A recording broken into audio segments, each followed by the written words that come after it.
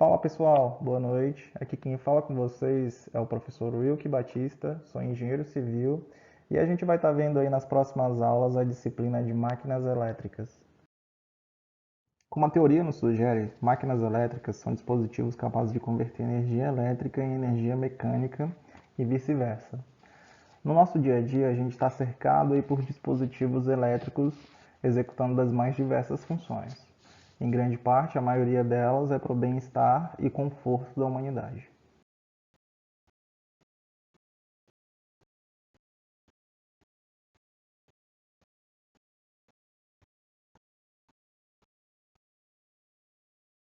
Pessoal, ainda dentro do grupo de máquinas elétricas, nós temos aí os geradores elétricos. São aparelhos que têm como finalidade transformar outros meios de energia em energia elétrica.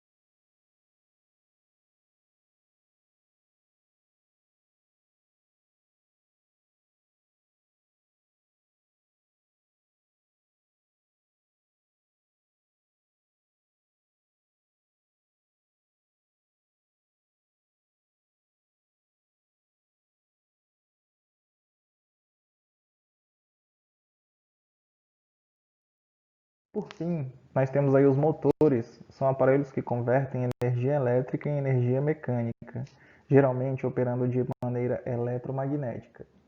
De maneira geral, esses aparelhos eles transformam a energia elétrica em energia mecânica ou cinética, para que haja um movimento.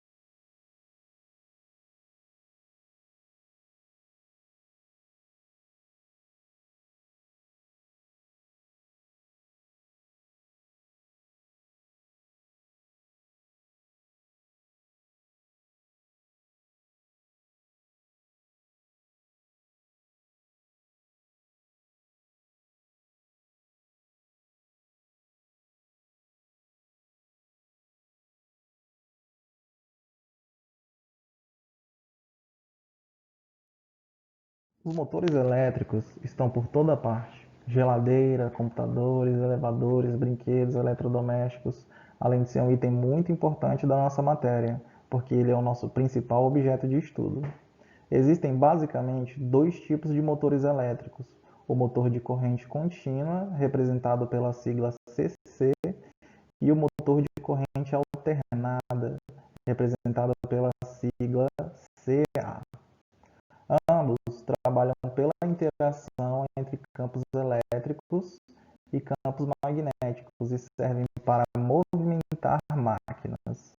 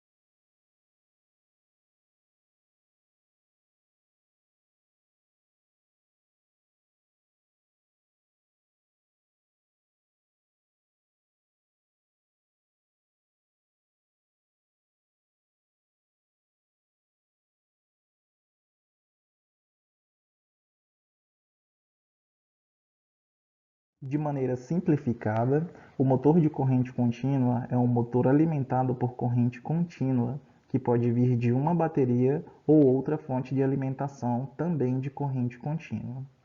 É interessante que nesse tipo de componente a troca de energia entre o rotor e o estator acontece com ou sem as escovas, e o controle da velocidade pode ser feita simplesmente pela variação de tensão. É justamente aí que o motor de corrente contínua se difere do motor de corrente alternada.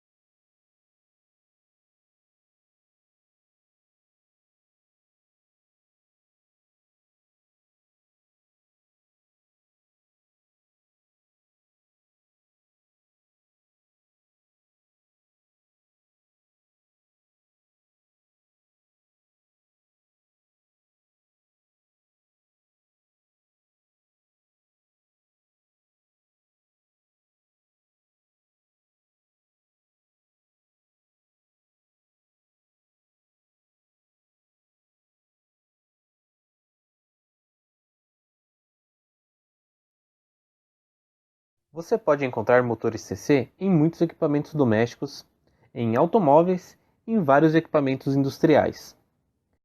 Nesse vídeo, nós iremos entender o funcionamento e a construção dos motores CC. Primeiro, vamos começar com o motor CC mais simples possível. Ele se parece com isso. O estator fornece um campo magnético constante, e a armadura, como é uma parte rotativa, é uma bobina simples. A armadura é conectada a uma fonte de alimentação CC por um par de anéis do computador. Quando a corrente flui através da bobina, uma força eletromotriz é induzida sobre ela de acordo com a lei de Lenz. Então, a bobina começará a rodar. Você pode perceber que, conforme a rotação das bobinas, os anéis coletores são conectados com a fonte de alimentação de polaridade oposta. Como resultado, no lado esquerdo da bobina, a corrente elétrica sempre irá empurrá-la, e no lado direito, a corrente elétrica irá atraí-la. Isso certifica que o torque também estará na mesma direção durante o movimento. Então, a bobina continuará rodando. Mas se você observar a ação do torque na bobina mais de perto, você irá perceber isso. Quando a bobina está quase perpendicular ao fluxo magnético, a ação do torque torna-se zero. Como resultado, haverá um movimento irregular do rotor se você ligar o motor CC.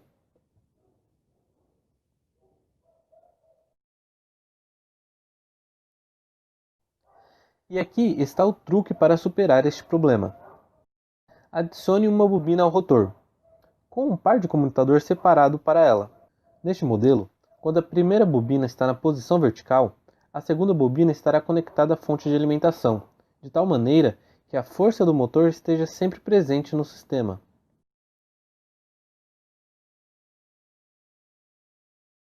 Além disso, quanto mais dessas bobinas, mais suave será a rotação do motor.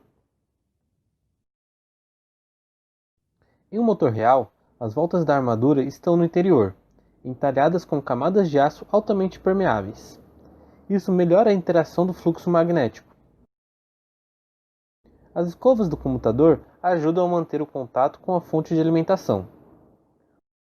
Um polo do estator magnético permanente é usado somente para motores CC muito pequenos. Na maioria das vezes, a força eletromagnética é usada e a bobina de campo é alimentada a partir da mesma fonte CC. As bobinas de campo podem ser ligadas aos enrolamentos do motor de duas maneiras diferentes: em paralelo ou em série. O resultado são duas maneiras de construção do motor CC: motor de derivação ou em série. O motor em série tem bom torque, mas a velocidade cai drasticamente com uma carga.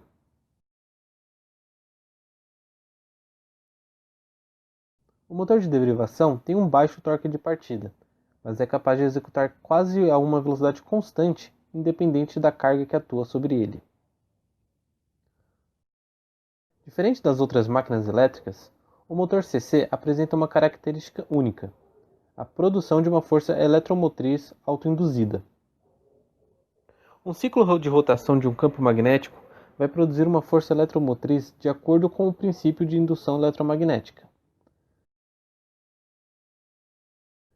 O caso da rotação das bobinas da armadura é o mesmo. Uma força eletromotriz interna será induzida de modo que se opõe à tensão de entrada aplicada. A força eletromotriz induzida reduz a corrente da armadura em grande quantidade. A FEM autoinduzida é proporcional à velocidade do motor. O início da FEM autoinduzida do motor é muito baixo, assim como a corrente do induzido é bem alta, terminando com a neutralização do rotor. Sim, é necessário um mecanismo de partida adequado que controle a tensão de entrada dos motores CC. Uma interessante variação do motor CC é o motor universal, que é capaz de funcionar com corrente alternada e corrente contínua. Embora esses motores sejam bastante semelhantes, existem alguns aspectos, especialmente no que diz respeito ao controle de velocidade, que se divergem entre um e outro. No motor de corrente contínua, a velocidade muda de acordo com a tensão aplicada, Essa tensão ela deve ser linear, o que torna os cálculos e o controle de velocidade muito mais simples.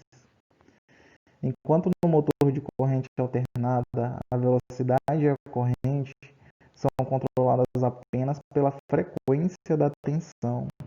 Assim, só podem ser ajustadas por meio de um variador de frequência.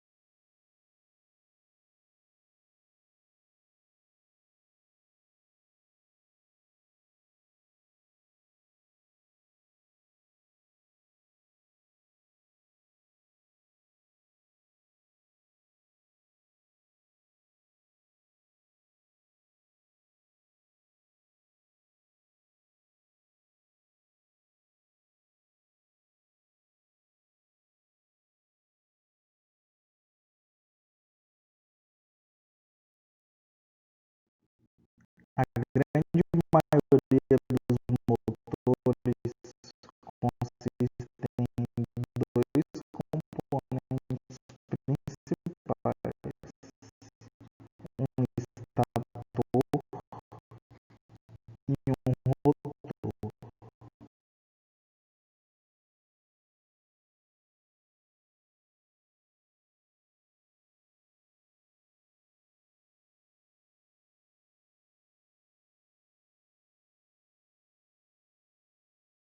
O estator é basicamente um anel de metal com fendas que prendem as bobinas de fio isolado em um núcleo de aço. A corrente passa então por esses fios para produzir um campo eletromagnético rotativo.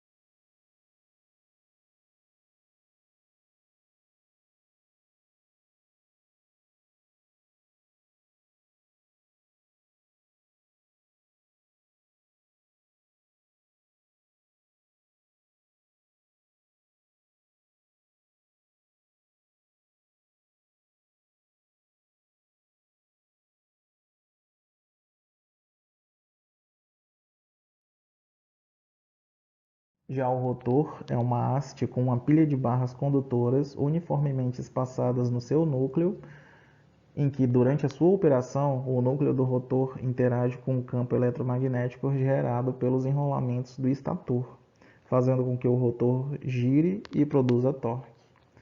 Todos esses componentes são normalmente alojados dentro de uma caixa ou invólucro projetados para proteger o motor e controlar a sua geração de calor.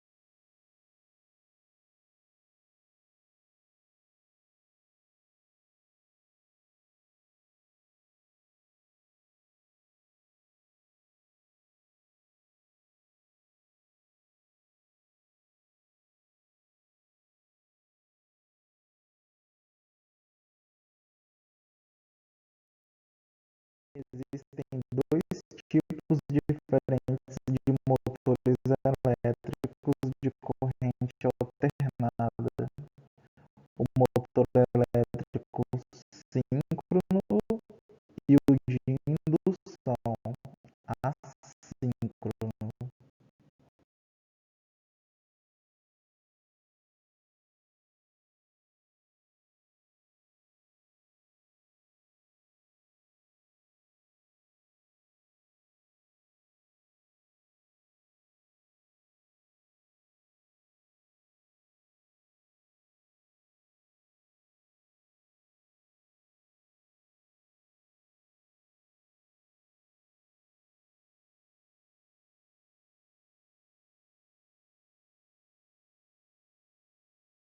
O motor elétrico de indução é confeccionado com bobinamentos em sua armadura, no estator, e obtém o torque do rotor através de correntes induzidas nessas bobinas, variando apenas o campo magnético. Em outras palavras, a tensão é induzida no rotor através de indução eletromagnética, eliminando a necessidade de comutação de anel escovado ou deslizante. Mais de 90% de todos os motores utilizados na indústria são motores de indução, devido à sua simplicidade, construção robusta e custos de fabricação relativamente baixos.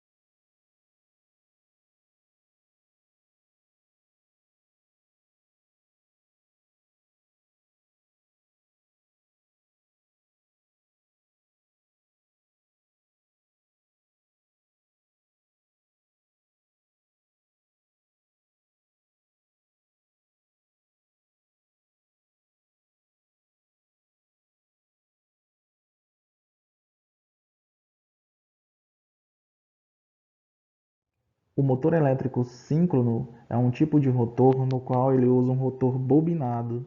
As bobinas elas são colocadas nas ranhuras do rotor. E já o rotor, por sua vez, é alimentado por uma fonte de alimentação contínua, utilizando anéis deslizantes e escovas para fornecer corrente ao rotor. Esses motores são projetados para operar a uma velocidade constante específica em conformidade com o campo magnético rotativo. Um motor síncrono não é um motor de partida automática, porque o torque só é desenvolvido quando ele funciona a uma velocidade síncrona. Assim, para sua partida, deve ser feita através de um motor de corrente contínua acoplado em seu eixo. Um motor síncrono é frequentemente usado onde necessita-se de uma velocidade exata.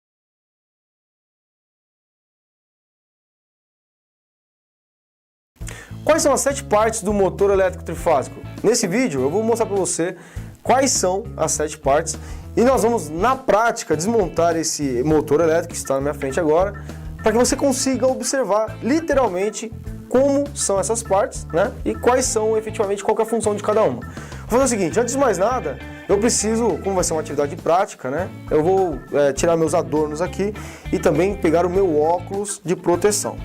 Vamos lá então, agora já paramentado aqui com o meu óculos de segurança, sem meus adornos metálicos, e nós vamos então para a parte 1. Nessa parte 1 do motor elétrico, nós estamos falando então da caixa de ligação, correto? Antes de mais nada, qual que é a finalidade dela? A finalidade é disponibilizar para você os condutores cujos quais aí serão utilizados para interligar o motor na rede elétrica trifásica. Vamos desmontar aqui, ó, inicialmente a tampa do nosso motor. Então, vou retirar os 4 parafusos aqui.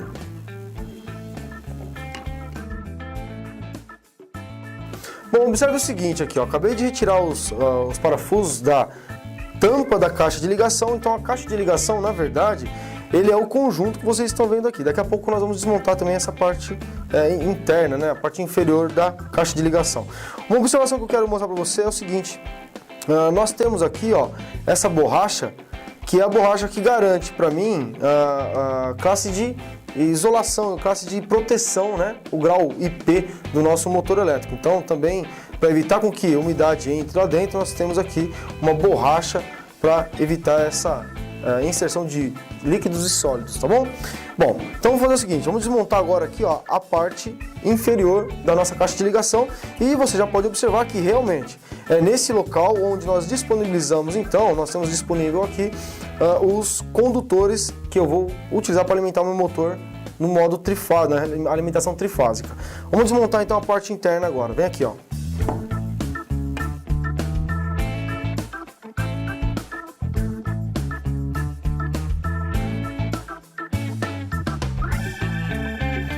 Bom, então olha só, antes de mais nada, né, eu preciso tirar aqui ó, o prensa-cabo, mostrar aqui ó, o prensa-cabo, para que eu consiga ter acesso ao último parafuso. Para isso eu vou usar aqui meu alicate de pressão.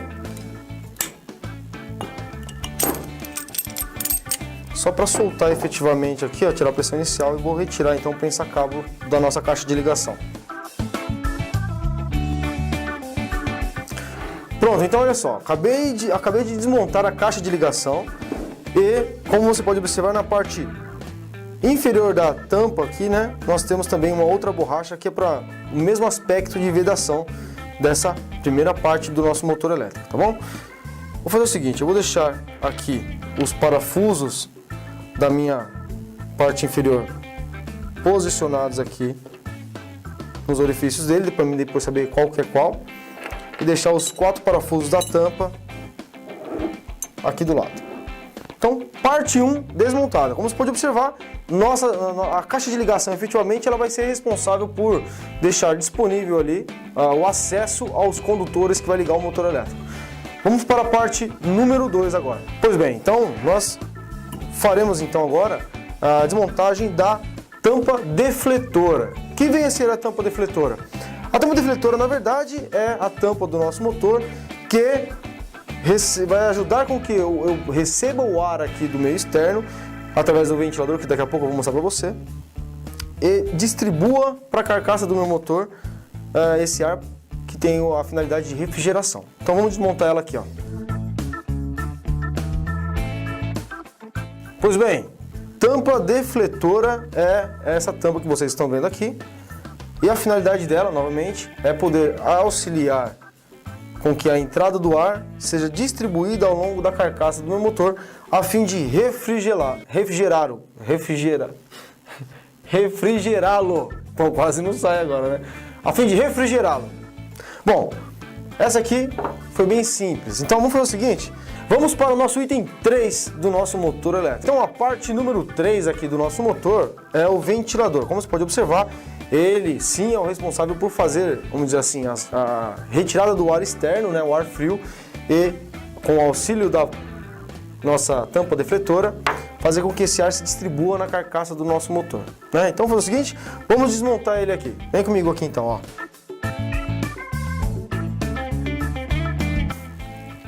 Bom, então nós temos aqui em mãos o ventilador do nosso motor elétrico trifásico e vamos deixar ele aqui do lado aqui.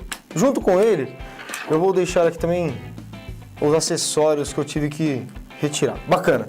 Agora nós vamos então para o nosso item número 4 do motor elétrico trifásico. Bom, então a tampa traseira do nosso motor elétrico trifásico é essa parte aqui, que nós temos que tomar uma certa atenção, tanto na tampa traseira, eu vou repetir esse procedimento depois na tampa dianteira também, mas vou até pedir para o Rafael focar bastante aqui agora, por quê?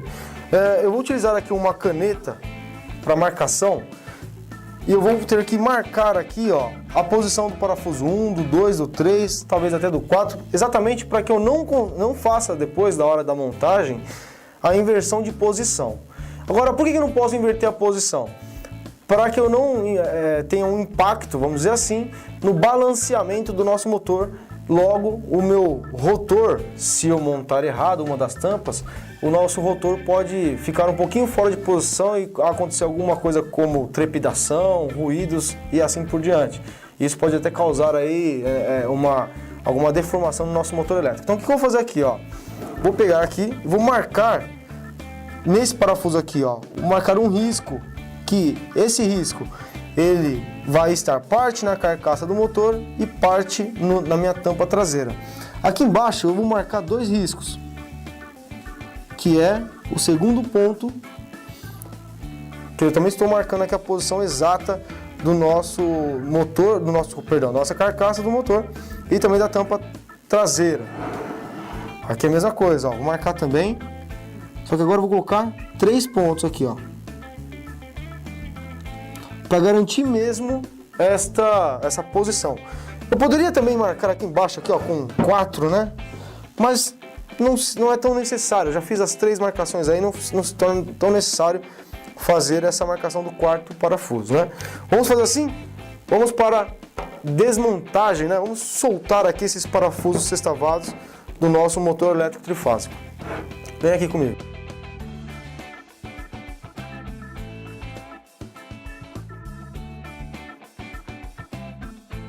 Olha só, rapidinho aqui, ó, só para você analisar o que nós fizemos, né? Até mesmo os parafusos, eu marquei, não sei se vai dar para ver direito aí na filmagem, mas olha só, eu marquei com um risco para identificar que era a posição 1, 2, 3 e 4, assim sucessivamente, tá? Agora nós vamos sacar, então, essa tampa traseira do nosso motor. Para isso, eu vou precisar fazer um esforço aqui.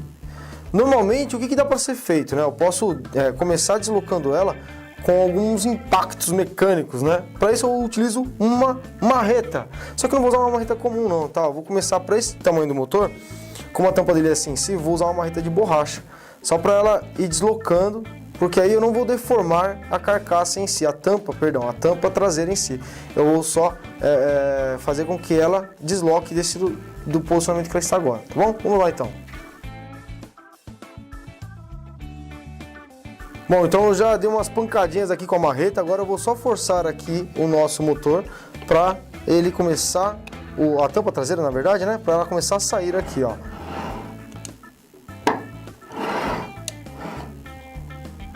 Bacana. Então eu vou retirar aqui.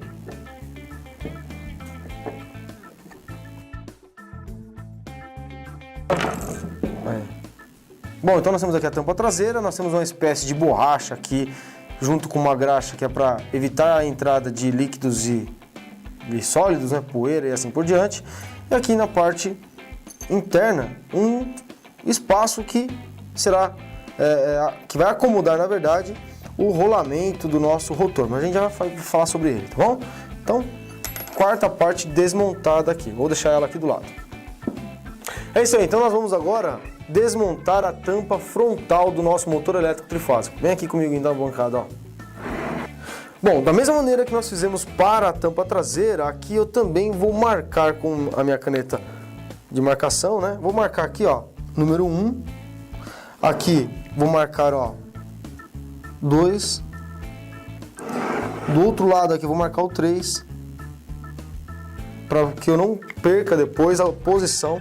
E pelo mesmo motivo da tampa traseira, para não perder o balanceamento aqui dessa tampa e que não dê nenhum tipo de trepidação ou ruído no nosso rotor quando ele estiver em funcionamento. Vamos fazer o seguinte então, vamos para a retirada dos parafusos. Novamente retirei os parafusos da tampa, agora da tampa frontal. Vou utilizar o martelo de borracha só para que a gente possa auxiliar aqui no deslocamento da nossa tampa. E aí depois eu vou forçar ela para ela sair com a nossa chave, ok? Vamos lá então, ó.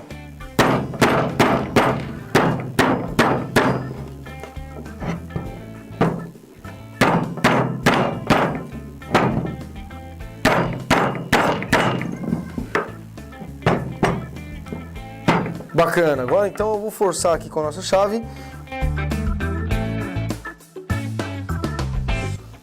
Bom, como você pode observar, eu não vou conseguir tirar a tampa frontal, porque eu preciso tirar essa chaveta que tem aqui, ó, no nosso rotor. Essa chaveta é fácil de estar retirando desse motor aqui. Talvez você tenha dificuldade com motores maiores, mas vamos lá, vamos tirar essa chaveta aqui, ó.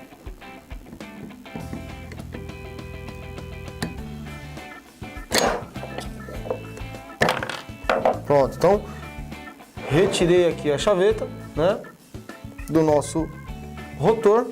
E agora sim eu vou conseguir retirar aqui, ó, a tampa. Vamos lá. Olha. Bacana, né? Então, fala pro Rafael focar aqui, ó.